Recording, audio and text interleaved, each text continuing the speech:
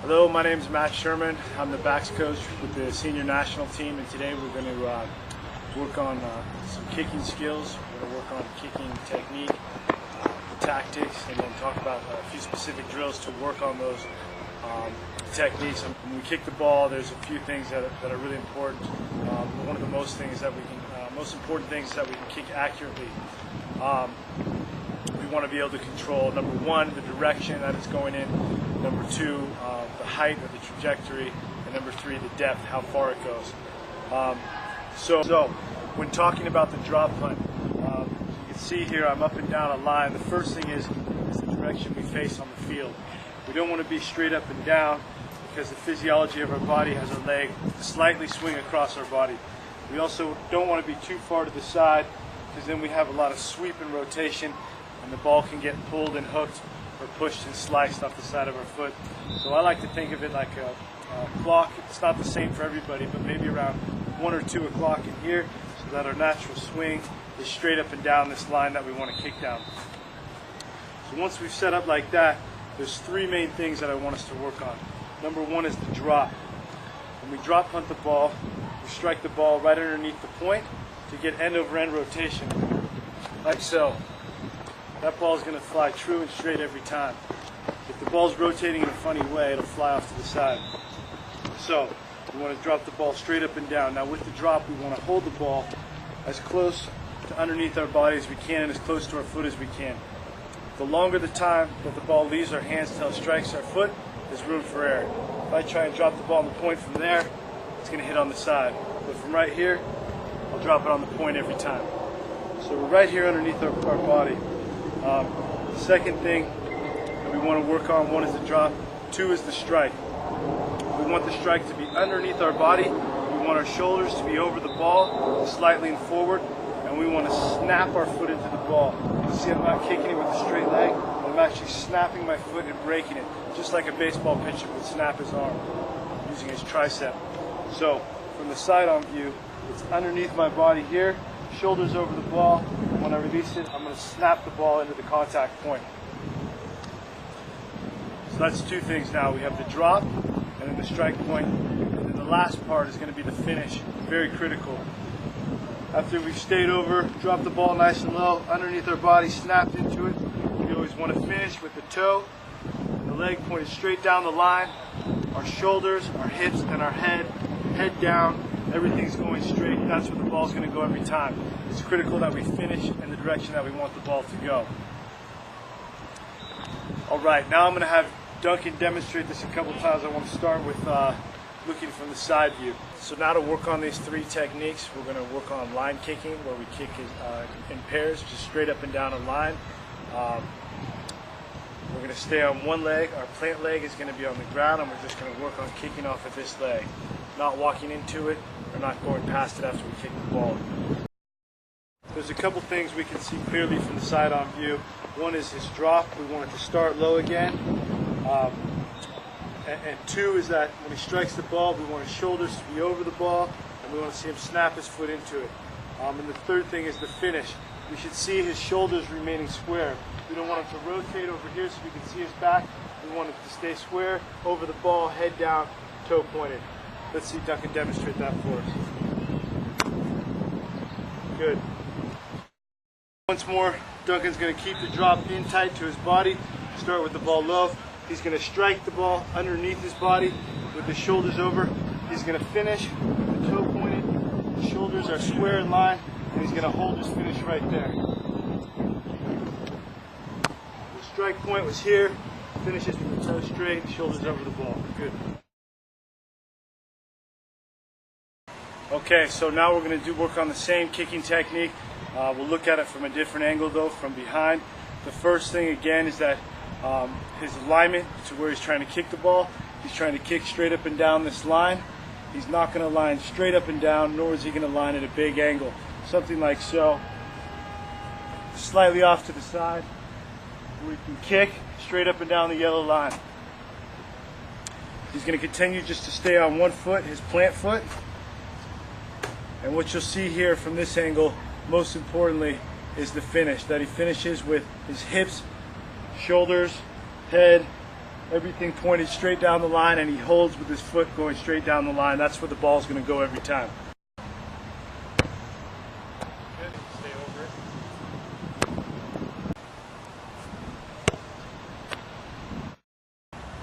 All right, so now we've worked on the three main techniques when kicking the ball, working on our line kicking. We talked about the drop, being up and down, being close to our body, less room for air. We've talked about the strike, staying over the ball with our shoulders, our core engaged, our head down, and snapping through with our leg. And the finish to determine the direction with the leg pointed, head down, shoulders and hips square. Now that we've done that, we also want to bring more power into the kick by transferring our weight through in our hips. And really how we do that is by bringing this plant leg through the ball. So without a ball, the difference here is going to be without transferring my power and staying on this plant leg, I'm just going to stay over it and kick right there. Now I want to bring all my weight, transfer my weight through my hips and my core by hopping through with this plant leg. So it's the same thing here, but now I finish by hopping through the kick. It's just like baseball or golf principle where we transfer hip power through. All of our weight, our power, and our core muscles are engaged, and now we bring them all through the kick and we throw that weight into the kick. That's where our power comes from. I'm going to have Duncan demonstrate two kicks. The first is he's just going to stay on his plant leg, do the same kick we've been doing from the side-on angle, and we'll see how much power he has. And then I want him to bring his weight through with his plant foot, and you'll see a difference in power right there.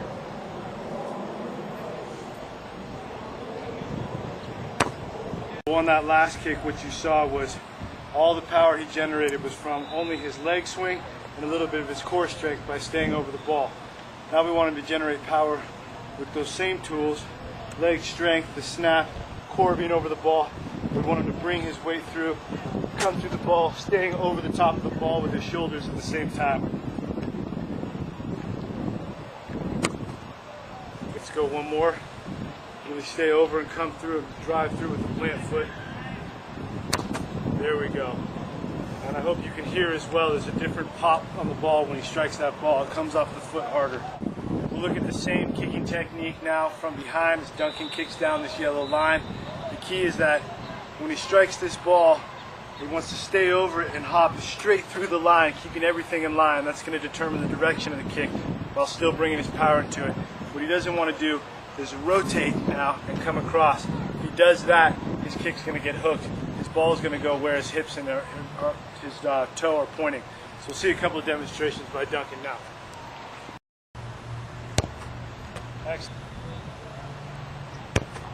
So now that we've talked about the main techniques we want to use when learning to drop punt and practicing to drop punt, one thing that's critical is that we learn how to self-correct. That when we make a mistake, we understand why we made a mistake, and then we understand what we can do to fix that mistake.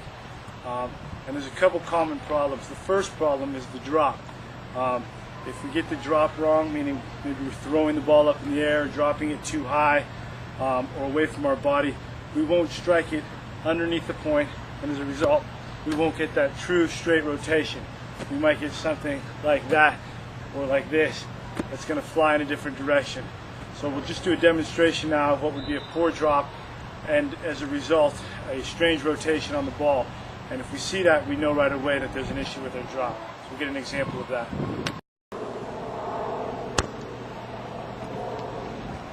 So what we saw there is a few examples of a poor drop, and Duncan is able to self-correct and identify that by seeing that he's getting strange rotations on the ball. The next time he goes to kick the ball, he'll focus on keeping the ball tight to his body, underneath, dropping it straight up on the point, not throwing it up and less room for air by dropping it out here. The second most common problem that I want to talk about is that we tend to hook the ball. So for a right-footed kicker, we will hook the ball to our left. And the reason we generally do this is that we want to sweep. We think we're going to get our power by sweeping across and rotating over the ball and finishing, not pointing where we want to kick the ball. We feel that in general a lot of our power will come by planting on this pivot foot and rotating around, this kind of whiplash power. But really what we're doing is we're not engaging our core, and that's where we want to stay over the ball and hop straight through it. So to self-correct, what we want to look at is when we hook the ball, where our hips pointed. And in general, almost always, our hips are pointed where the ball went. If the ball goes straight, our hips are pointed straight in this direction. If our ball's been hooked, whether it's 45-degree angles, that's probably where we're pointed. If it's 15 degrees, that's probably where we're pointed. So we're going to have a few demonstrations now where Duncan is not going to jump on his plant foot and keep his hips square and finish straight, but instead he's going to rotate on his plant foot, rotate his hips, and his ball is going to get hooked as a result. So what we saw there is a couple examples of when we try to rotate instead of staying square, we hook the ball. And the idea is that when you work on kicking, if you're hooking the ball, you can stop yourself and identify that you're pointing in that direction. So the correction now is to keep square when you kick the ball, to make sure you plant and hop through on the plant foot so you allow your hips to stay square, not rotating over the top of the plant foot. So now we've talked about the kicking technique of the drop putt. I want to talk a little bit about tactics. In general, when we kick the ball in open play, there's two real basic types of kick. One is that we see space and we want to use a low trajectory on the kick so the ball will hit the ground and run in space. The second is different. The second, there's not space behind the defensive front wall, so we want to put up a high kick that our supporting players can contest. So what I want to do now is expand our drill, our line kicking, where we're still going to kick up and down a line, but we're going to vary the depth from about 20 to 35 meters. We're going to walk into the kick now instead of just standing on our plant leg, and we're going to vary the height or trajectory. Sometimes we're going to kick the ball low, sometimes we're going to kick the ball up high. So we'll work on that in partners and change the look of the types of our kick so we can apply those to different tactical situations.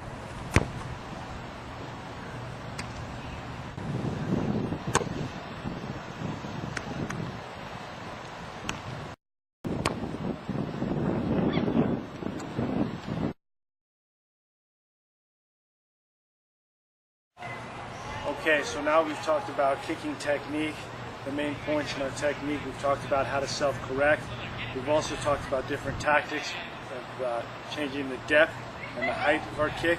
Now we want to talk about kicking under a little bit of pressure, being able to do so with some speed. So we're going to talk about a drill we can run to do that.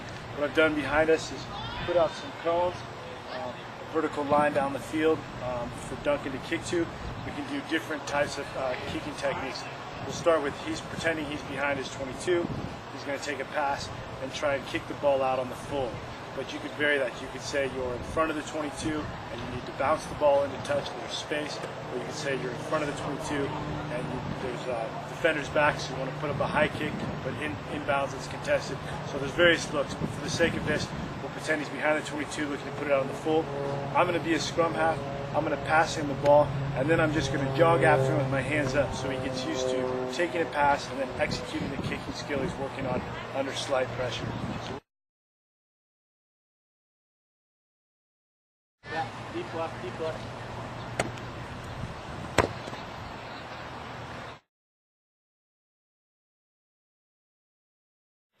So now we've talked about kicking technique, kicking tactics and variations of our kick, and then developing the ability to kick under pressure. The last thing I'd recommend start working on early is developing the ability to kick with your left foot. And to do so, I would first start to develop your right foot, but then get in front of a mirror and look at your kicking technique with the right foot, and it should pretty much balance with the left foot. It's going to feel awkward at first and for a long time. You want to be able to mirror that motion. It's the same principles that apply. And a good game, or a good drill, I'd say, to practice your kicking is to line kick up and down a line with a partner. And start at 5 meters, and every time you're able to catch a ball with moving one pivot foot cleanly, you and your partner step back 1 foot. And you reward yourself with accuracy of direction, of depth, of height. And then to work on the left, do 2 kicks with the right, and then 1 with the left. So we develop both feet as we work on the drill. That's it. Thanks for your time. I hope you find this video insightful and instructful. And again, like most things, kicking is something that takes time and patience, very much like a golf swing. You need to put the time into it, work on your technique, and you'll improve if you do so. Good luck.